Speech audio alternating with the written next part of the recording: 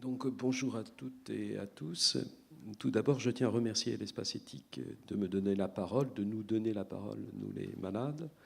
En cette journée consacrée à la parole de ceux qui vivent l'expérience de la maladie, je souhaiterais évoquer les situations des personnes touchées par des troubles de la voix et du langage. Ces troubles isolent, excluent, lorsque notamment la parole devient difficilement compréhensible, voire incompréhensible. Les demandes abusives de mise sous tutelle sont parfois intentées. On entend peu parler des aphasies, et pour compte, des solutions de compensation et de solutions de compensation à ce type de handicap. J'espère que le développement de la recherche, notamment en intelligence artificielle, permettra à l'avenir d'atténuer ces troubles. Je tiens également à remercier Sébastien Moser de m'assister dans la présentation du diaporama. Mon propos va porter sur les points suivants. Le souhait de rester utile, mon souhait, la présentation de France Parkinson, mes activités au sein de France Parkinson, la permanence habitat, l'état de connaissance des conditions de vie des Parkinsoniens, le fonds d'aide à l'adaptation de l'habitat, les adaptations du cadre de vie, la mesure 19 du plan des maladies neuroévolutives traitant de la diversification de l'habitat et mes attentes. Pour moi, rester utile est une façon de réagir face à la maladie. Ça fait suite aux propos qui ont été tenus ce matin. Toutefois, la question de l'utilité se pose aussi lors du passage à la retraite, notamment pour ceux qui sont fortement investis professionnellement. Lorsque j'ai été diagnostiqué malade de Parkinson mi-2014, j'ai fait le choix de continuer à travailler pendant 2 ans à temps partiel dans le cadre du dispositif retraite progressive. Cela m'a permis de réfléchir à cette transition. J'étais consultant au sein du groupe Union sociale pour l'habitat. J'ai principalement travaillé dans le domaine de l'habitat répondant aux besoins spécifiques, notamment des personnes âgées et des personnes handicapées. Avant de partir à la retraite, j'ai proposé à France Parkinson de contribuer au fonctionnement de l'association en m'investissant dans le domaine de l'adaptation de l'habitat. En octobre 2016, je suis parti à la retraite et j'ai dans le même temps été accueilli chaleureusement au siège de France Parkinson en tant que bénévole ressource chargé des questions d'habitat et d'hébergement. France Parkinson est une association représentant les malades et aidants, créée en 1984 par le professeur Yves Agide. Elle compte 16 salariés et plus de 70 comités locaux. Ces missions portent sur le soutien aux malades et leurs proches, sur l'information et la formation sur la maladie, les traitements, les aides, sur le financement de la recherche, sur la sensibilisation de l'opinion et des médias, et enfin sur la mobilisation des pouvoirs publics. À France Parkinson, je tiens une permanence le jeudi au siège. Je réponds aux questions des malades et de leurs proches dans le domaine de l'habitat. Je continue d'approfondir mes connaissances sur la maladie, ses traitements, les recherches en cours, l'organisation du secteur sanitaire et médico-social. Je mène des réflexions notamment sur les conditions actuelles d'habitat et de vie des Parkinsoniens. Une enquête est en cours sur le sujet. Sur l'adaptation de l'habitat en résidence principale et en établissement médico-social. J'ai proposé à France Parkinson de créer un fonds d'aide à l'adaptation de l'habitat. Le principe est acquis. Des réflexions sont en cours sur la création du pôle habitat fonctionnant avec 2 ou 3 bénévoles. J'ai notamment participé au groupe de travail du plan des maladies neuroévolutives sur la diversification de l'offre d'habitat. Lors des permanences, la plupart des questions portent sur les thèmes suivants. La recherche d'un établissement d'hébergement pour personnes âgées dépendantes adapté à la prise en charge des Parkinsoniens. La recherche d'un logement adapté, c'est le cas notamment de jeunes Parkinsoniens adultes et des femmes âgées parkinsoniennes vivant seules. Et puis sur le thème de l'adaptation de l'habitat. La notion de jeunes Parkinsoniens adultes, c'est une notion que j'ai définie comme personnes non admises dans les résidences autonomie pour des raisons d'âge ou en EHPAD. En ce qui concerne l'état de connaissance des conditions des Parkinsoniens, nous ne disposons pas de données statistiques sur le sujet. Toutefois, le recensement de l'INSEE de 2015 précise que les 3/4 des retraités sont propriétaires de leur logement principal, enfin de leur résidence principale. 12% sont locataires HLM, 10% locataires dans le parc privé. Les résidents des établissements médico-sociaux sont comptés à part, mais on dénombre au total 16 millions de retraités. La revue Études et résultats de l'adresse chiffre le nombre de personnes dépendantes GIR 4 à 1 pour l'année 2015 à 1 456 000 personnes, soit l'équivalent de 9% des retraités. Parmi les personnes dépendantes, 50% des personnes dépendantes vivaient en 2015 à domicile. 50% vivaient en établissements médico-sociaux, l'ensemble, EHPAD, résidence-service, résidence-autonomie. Les EHPAD accueillaient en 2015 40% des personnes dépendantes en France. Concernant l'habitat des jeunes parkinsoniens adultes, nous n'avons encore moins de données statistiques. Nous n'avons aucune vision globale de l'accueil actuel des parkinsoniens en établissements médico-sociaux,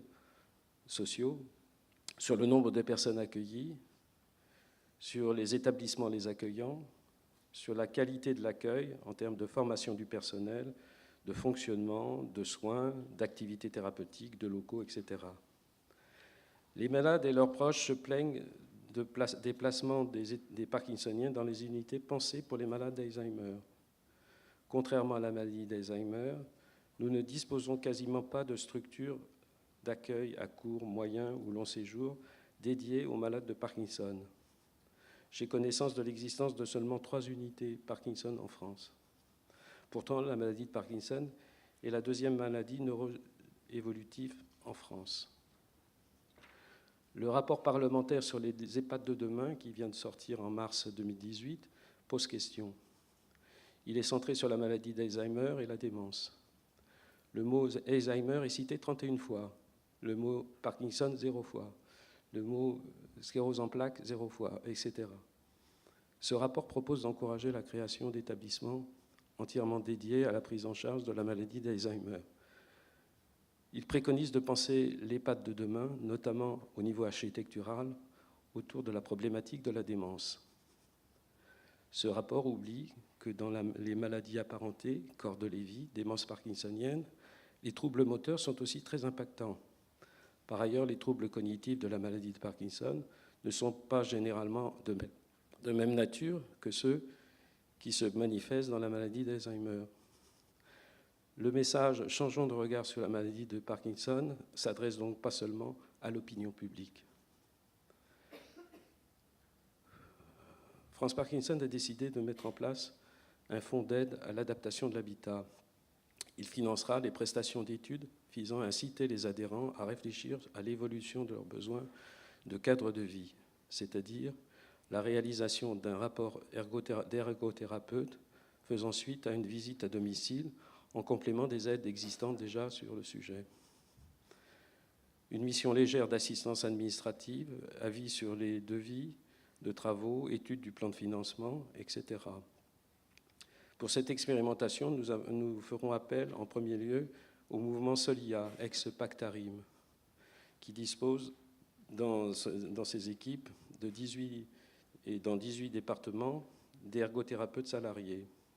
Par ailleurs, il sera fait appel à des ergothérapeutes libéraux, notamment en lien avec l'Association nationale française des ergothérapeutes. Un colloque de sensibilisation pour les paramédicaux sur la rééducation dans la maladie de Parkinson est par ailleurs organisé chaque année par France Parkinson. La prochaine aura lieu à Paris le 19 novembre. Vous y êtes conviés.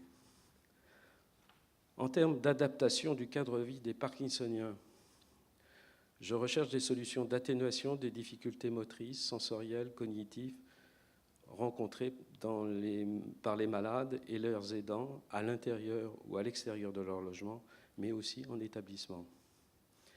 Les questions qui se posent pour le logement varient suivant différents facteurs. Le stade de la maladie, le statut d'occupation, le type de bâti, pavillon ou immeuble, existant ou à construire, la réglementation, la faisabilité économique, etc. Pour le logement existant, l'adaptation de l'espace peut passer par des mesures simples, du type de réorganisation de l'occupation de l'espace, par exemple le repositionnement du mobilier, l'aménagement d'un coin-chambre au rez-de-chaussée ou l'affectation d'une deuxième chambre en cas de rêve agité. L'achat d'aides techniques, barres d'appui, réhausseurs, etc. Il existe différents sites Internet, notamment pour les personnes âgées ou la maison virtuelle Parkinson, qui donnent des conseils en la matière. Les choses se compliquent quand il convient de faire des travaux dans l'habitat existant, par exemple le réaménagement d'un WC ou d'une salle de bain avec remplacement de baignoire par une douche, etc. Bien souvent, dans l'existant, il n'est pas possible de revoir le cloisonnement, faute de place pour permettre l'usage d'un fauteuil roulant. En cas de travaux plus conséquents, les sources de financement ne sont pas toujours au rendez-vous. Au-delà de la question de la réglementation accessibilité en construction neuve, il convient de prendre en compte des problèmes particuliers rencontrés par les Parkinsoniens, la question des chutes et la question des difficultés de préhension, au-delà de la réglementation actuelle. Sur la mesure 19 du plan des maladies neuroévolutives, prenant la diversification de l'habitat, je pense que la question de la diversification des formes d'habitat répond en premier lieu à la demande des personnes handicapées isolées vivant en institution. Leur souhait est de voir se développer différentes formules d'habitat regroupées ou partagées hors institution. Cette recherche de diversification vise également au développement des formes d'accompagnement social et médico-social à domicile.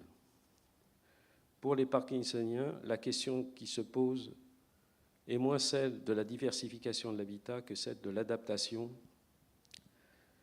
de l'offre existante et à construire. D'une part, parce qu'il n'existe pas d'établissements médico-sociaux dédiés à l'accueil des jeunes Parkinsoniens.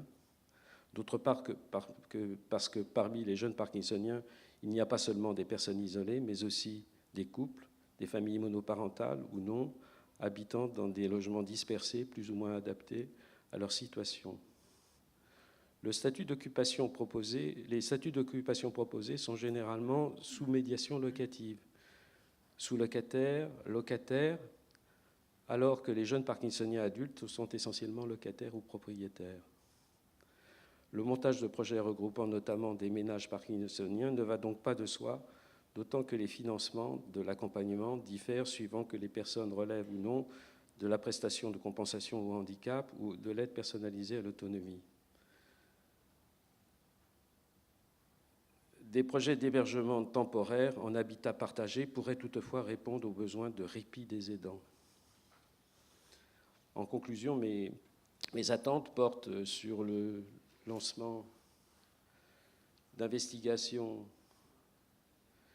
dans le cadre du plan des maladies neuroévolutives permettant de rendre compte de la présence et des conditions d'accueil des personnes atteintes de la maladie de Parkinson dans les établissements médico-sociaux, la participation de France Parkinson aux réflexions sur les évolutions de la conception et du fonctionnement des EHPAD, la mise en œuvre effective des actions d'adaptation et des établissements médico-sociaux existants aux besoins des malades de Parkinson et des aidants, la création d'unités d'hébergement dédiées à la maladie de Parkinson réparties sur tout le territoire, le développement avec les bailleurs sociaux de solutions d'habitat adaptées et accessibles financièrement, notamment à des Parkinsoniens adultes, à des jeunes Parkinsoniens adultes et à des Parkinsoniennes âgées, isolées, puisque c'est la deuxième population qui a des difficultés d'habitat.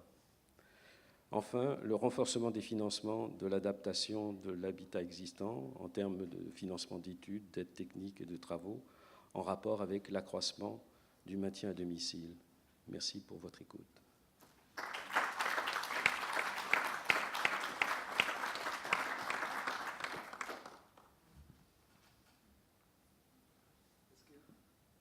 Est-ce que vous pourriez juste dire un mot par rapport à l'image que vous avez choisie ? Ah oui,